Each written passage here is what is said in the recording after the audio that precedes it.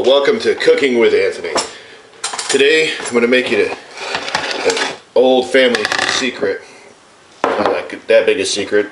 You can pretty much figure it out on your own. You're going to take 1 egg. These are great Pampered Chef cooking bowls. They're measured on the side, milliliters and cups.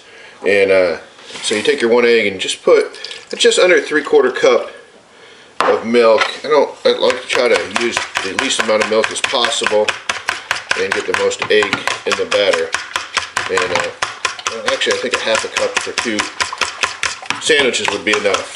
So you whip it up, and this is French toast if you haven't figured it out by the title yet. So that egg was pretty small. I'm going to go ahead and get a second egg.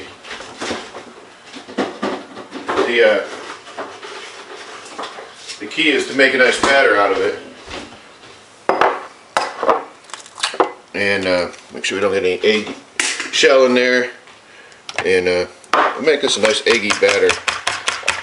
I try not to waste too much. If you're just doing this for yourself, you know, one batch, just kind of a batch and a half at this point.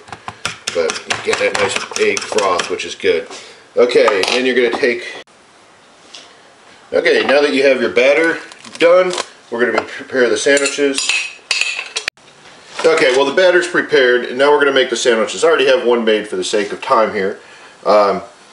When you're making these, you know, I like a big juicy strawberry jam sandwich and a lot of peanut butter, but you know, when you're cooking these things, the heat melts them all together and really accentuates the flavors.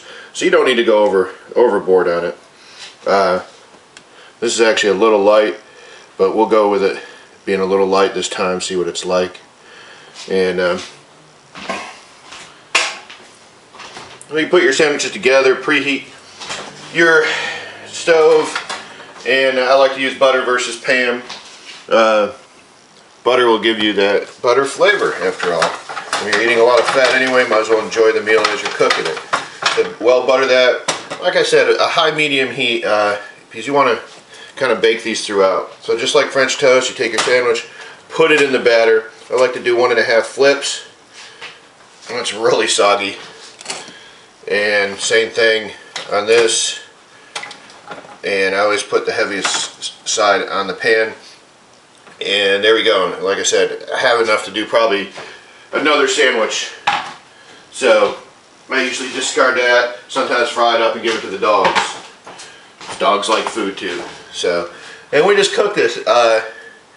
There's definitely too slow to cook it because it gets too mushy throughout, and there's too fast because it will seal the outside and just also be mushy. So practice makes perfect. I make these once a week just to be perfect. And that's Cooking with Anthony, and thank you for joining us. Now here we are back at Cooking with Anthony, and as you can see, we have flipped them once. See that nice golden brown. And as you touch them, you can feel the stiffness in them. That's good. This one looks a little soggy, and it is. It probably needs to go back over for a little bit more. But this is what we're doing, is frying them up. Yeah, 4.5 on my stove. Every stove is different. The older it is, the worse it is, it seems like. Don't remember to clean up so you don't have a mess afterwards. And so here we are with the finished product. Turn the stove off. You can hear them sizzling away.